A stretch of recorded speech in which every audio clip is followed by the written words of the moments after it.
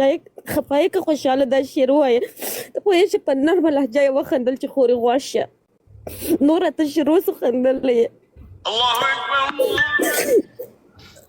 ګیلمن د افغانستان غږ ورته کوي د افغانستان لپاره یو اواز و یو قوي اواز و مستې زړانه چې نه جوړېږي ته دعا وکړه زړه کې دعا ورته وکړه لاړه سجګه شاته 2 رکعاته نفل پسې وکړه زړانه ملګرو دا د ګیلمن وزیر کم خور داسې ویل کېږي چې هغې دا بیان جاري کړی دی د چا سره یا لا یو سره راغلی نو د دې کم حقیقت چې دی به تاسو ته دا ویم چې دا وخت په ټیک ټاک باندې دغه ویډیو ډیره زیاته شیر کیږي خو په دې کې داسې څه ریالټي نشته چې هغې نسبت سره مونږ ووایو چې دا د هغې بیان دی یعنی خلک چې کم دی ګوره هغه لګېدل دي مختلف داسې ویډیو ورلي زړې ویډیوګانې به هغه به شیر کوي به چې دا د ګیلمن وزیر پلانکې دی او پلانکې دی لکه د بچو ویډیو که تاسو وګورئ نو په هغې کې هم دونه ډېرې زیاتې پیک شیر کېږي